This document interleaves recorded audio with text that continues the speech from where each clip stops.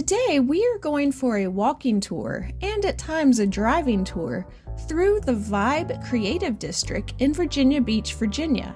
This district is a hub for artists and creative businesses. It features unique boutique shopping experiences, restaurants engaging in the culinary arts, event spaces, art studios, and a craft distillery. As we travel through the area, murals and other artwork can be seen all around us. We are going to show you the area, enjoy some food, and give you a look at the art museum that anchors the ViBe district.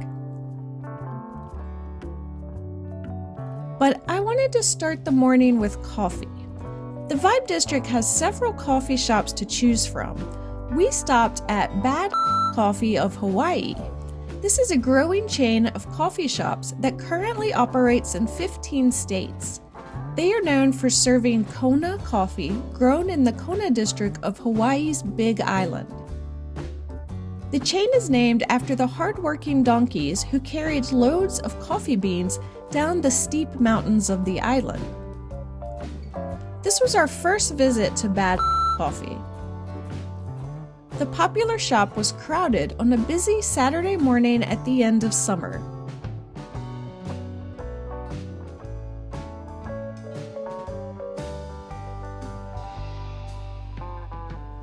In addition to coffee, they serve a few treats as well. Jack got a slice of banana nut bread, and I decided to try a slice of pumpkin nut bread. They were both very tasty. I also ordered the caramel wave latte, and it was great as well. There were a couple of events going on at the ViBe district when we visited. You're seeing footage here of the Old Beach Art and Eco Market. There's also the Old Beach Farmers Market, though we did not walk through the Farmers Market, so we have no footage of that one. Both of these are held every Saturday morning, April through October, and they're held the first and third Saturday mornings of the month, November through March. The Farmers Market features over 30 farmers and culinary arts vendors. The Art and Eco Market, which we browse through, promotes local artists, as well as promoting sustainability and environmental awareness. Alice ended up buying several pairs of earrings that she liked from one vendor. Each week during the markets, local musicians perform on the ViBe stage. What the ViBe district is most known for is their outdoor art installations. There are over 50 murals on buildings in the district, and they add to that collection every year.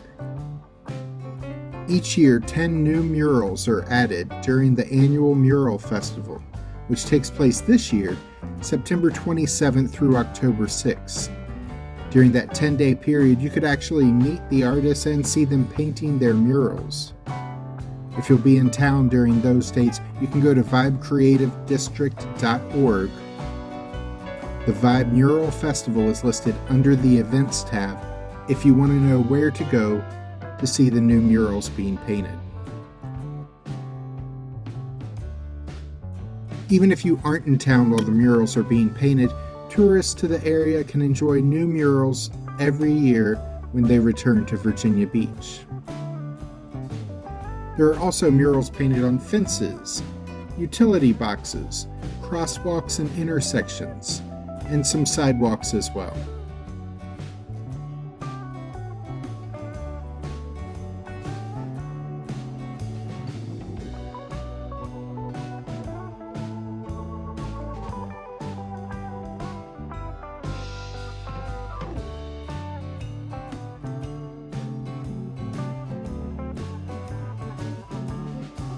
One cool art installation we saw was inspired by a 2023 exhibit of quilts from the 5440 African American Quilters Guild. This exhibit was at the nearby Virginia Museum of Contemporary Art. And the exhibit showed that quilts are works of arts that represented culture, community, and freedom in the African American community as early as the 17th century. So that exhibit inspired artists and students in the community to make this series of arches in a park in the ViBe district that features young students' artwork as part of the quilts that are on these arches.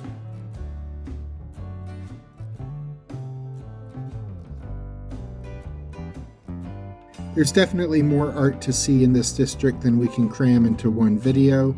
They do guided art tours of the area, or you can take a self-guided walking tour on your own using the maps that are available in the ViBe district.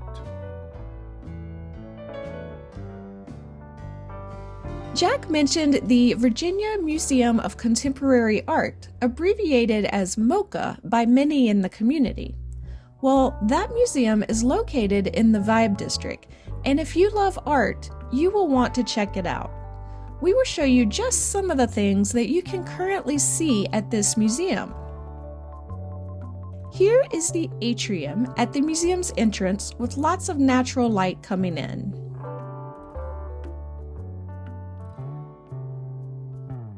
The first exhibit is called Tell the Bees. The artist started by creating some bee hotels in response to the lack of pollinators that she saw in the area.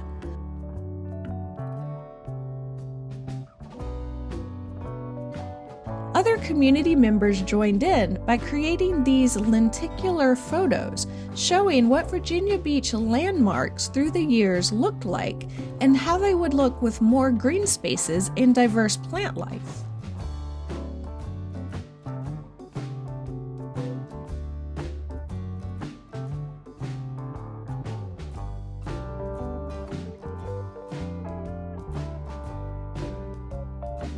This exhibit concludes just a few days after we are posting this video.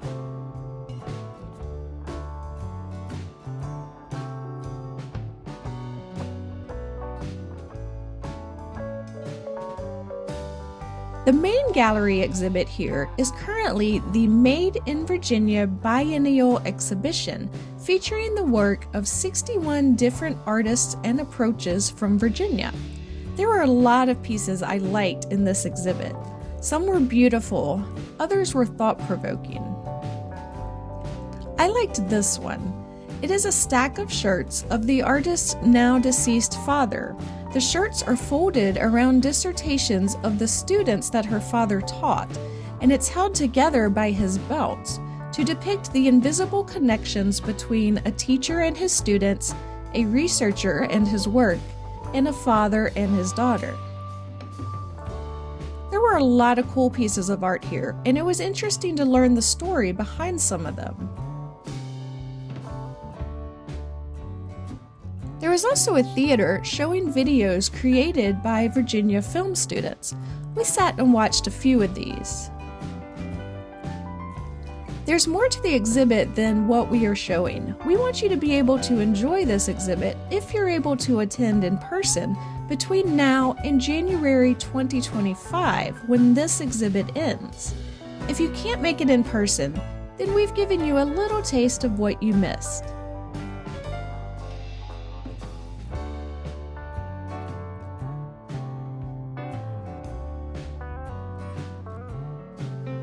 The tour ends with Art Lab, where they have a few hands-on art exhibits for you to experience.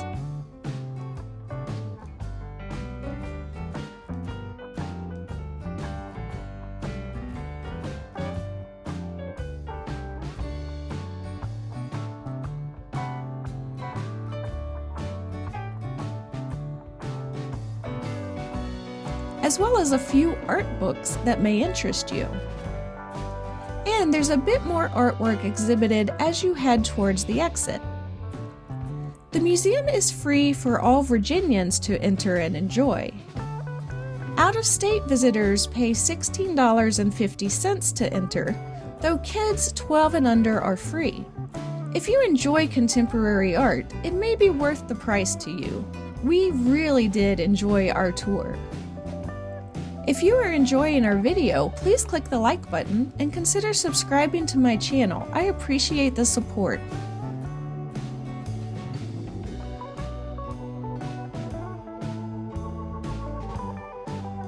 We wrapped up by having lunch at one of the restaurants in the ViBe District, Beach Bully Barbecue. This is a popular restaurant that opened in 1986. They have a good amount of indoor seating and outdoor seating on a covered deck.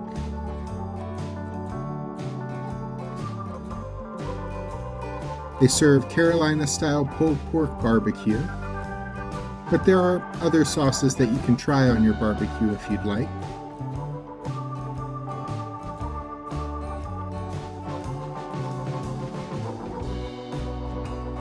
Alice ordered the Bully Barbecue Combo Platter with both pulled pork and brisket, along with collard greens and potato salad for the sides, all for $17.99. She liked the pulled pork and the sides a lot, but was not really a fan of the brisket. I ordered the Carolina Pork Barbecue Sandwich with fries and hush puppies for $10.99. My food was all really good. This is a really good barbecue spot, and there aren't many of those close to the ocean front, so we would recommend this place. Another thing I liked about this restaurant is that they have Sweet Pea Whitaker's actual boxing gloves and boots from long ago hanging on the wall. Whitaker was a Norfolk native who went on to become a world champion boxer in his weight class back in the 80s, early 90s when I was growing up in the area. And at that time, he was a big local hero. The ViBe District has a lot of other shops and restaurants and artistry on display, in addition to what we were able to share with you in this video. If you visit Virginia Beach, this is only a couple blocks off the beach, and we definitely recommend spending some time checking it out. Click the links at the end of this video to see our videos about the top 10 things to do in Virginia Beach, or our entire Virginia Beach playlist. And be sure to subscribe and click the notification bell so we can see you the next time we're traveling through.